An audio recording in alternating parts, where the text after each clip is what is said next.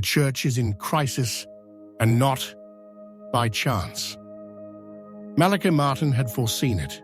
This destruction was planned from within. 3 popes have opened the doors to disaster.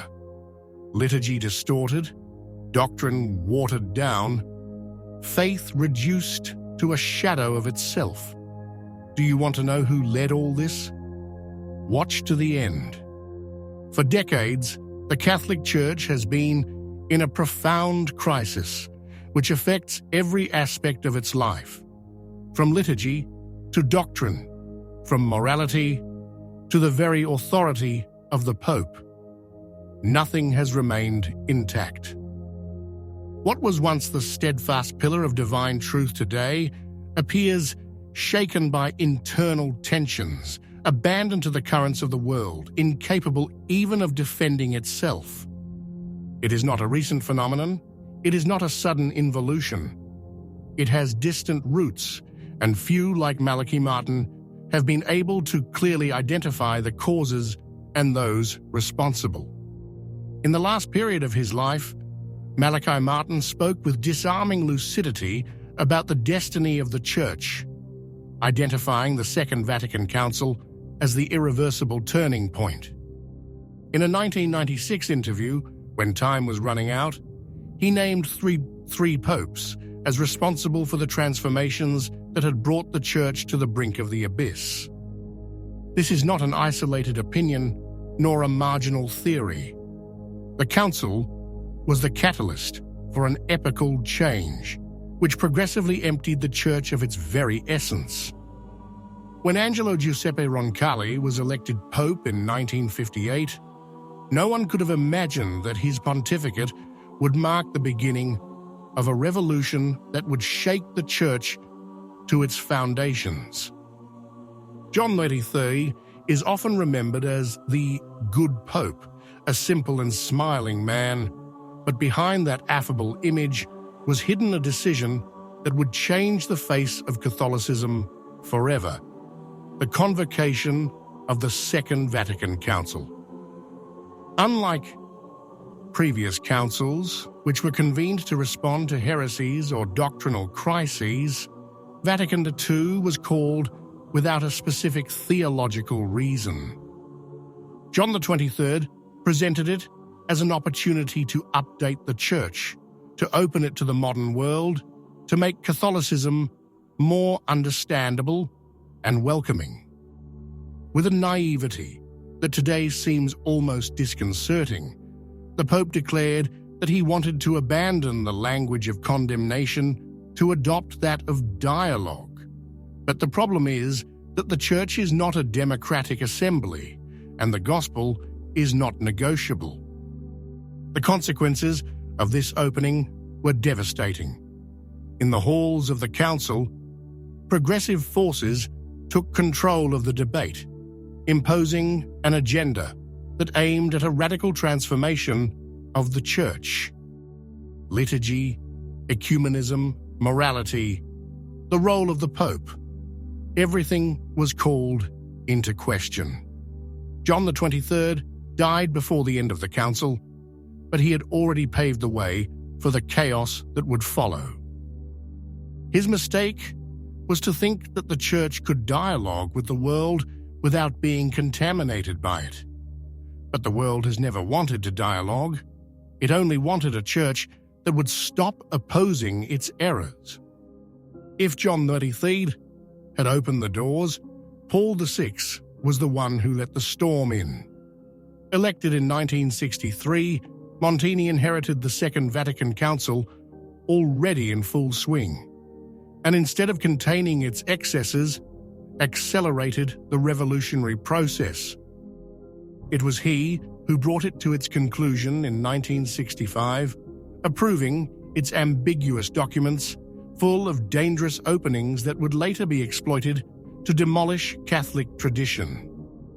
But the real death blow came with the liturgical reform. In 1969, with the promulgation of the Novus Ordo Missae, Paul VI imposed a new Mass, artificially created by a committee of experts, with the declared intent of making it more understandable and closer to modern man. To do this, sacred language, the sense of mystery, the sacrificial dimension of the Eucharist were sacrificed. Altars were replaced by tables. Priests turned toward the people. Latin abandoned. Rites reduced to the essential. The result? A liturgy stripped of its strength, transformed into a community meeting where the sense of the sacred has been lost, and the faith of millions of Catholics has begun to falter.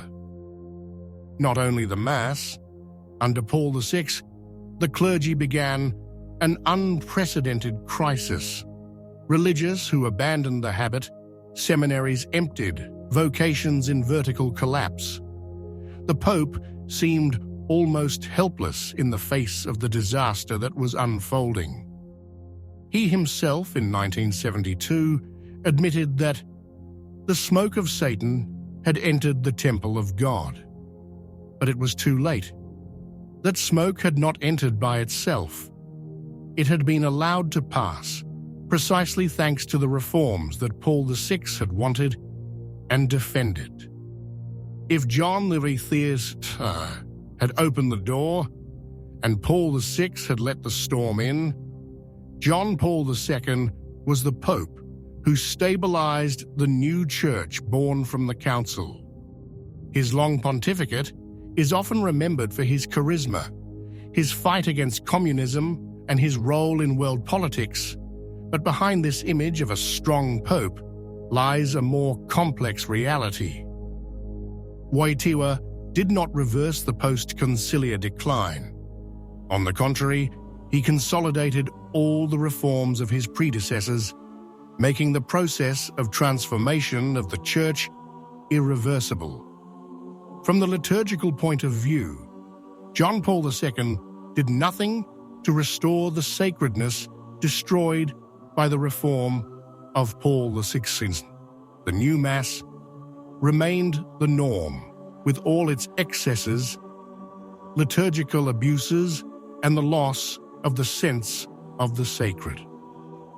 Indeed, under his pontificate, questionable practices spread even further, such as the interreligious celebrations in Assisi, where pagan shamans, Buddhist monks, and leaders of other religions were seen praying together, in a confusion that gave the impression that all faiths were on the same level. A symbolic gesture that reinforced the idea, already latent in the Council, that the Church should no longer proclaim itself as the only way of salvation, but only as one of many spiritual options. Even on the doctrinal level, John Paul II allowed the advance of modernism, albeit with some formal resistance. He published important encyclicals, but he was unable to stop the hemorrhage of faith. Seminaries continued to empty, moral theology became increasingly ambiguous, relativism spread everywhere. Under his pontificate, the Catholic doctrine on hell, on sin, on the need for conversion, was progressively softened, replaced by a more sentimental and less demanding Christianity. Finally, his relationship with the hierarchy was marked by a great contradiction. On the one hand, he was intransigent on some moral issues, such as abortion and the family. But on the other, he left undisturbed progressive bishops and cardinals who spread ambiguous doctrines. It was under John Paul II that many of the men who lead the Church today were promoted and gained power, contributing to the current crisis. In short, Wojtyła was not the Pope of Restoration, as many wanted to believe, but the Pope who consolidated the new post-conciliar course, making any true return to tradition impossible. The result is what we see today, a church that is increasingly confused, increasingly worldly, increasingly less recognizable from what it has always been. Almost 30 years after that interview, Malachi Martin's words resonate with even greater force. Today, the Church is not only in crisis, it is in free fall. What was once the undisputed guardian of divine truth, the moral voice capable of guiding entire nations, has been reduced to a faint echo, incapable even of defending itself. And this is not a coincidence. It is not the result of a series of unfortunate historical coincidences. It is the fulfillment of a project begun with the Second Vatican Council and carried forward with frightening coherence by those who should have protected the faith and instead sacrificed it on the altar of compromise. Martin spoke of an ecclesiastical organization now devoid of its spiritual strength, reduced to an NGO that cares more about social issues than souls, more about politics than eternal salvation. He spoke of a clergy increasingly immersed in the language of the world, ready to question truths that until yesterday were set in stone, to welcome ambiguous doctrines, to confuse the faithful with contradictory messages. And above all, he spoke of a very specific plan to empty faith from within, to transform the Church into a purely human structure, devoid of its supernatural dimension. What do you think of his words? If you liked the video, comment, Amen. God bless you.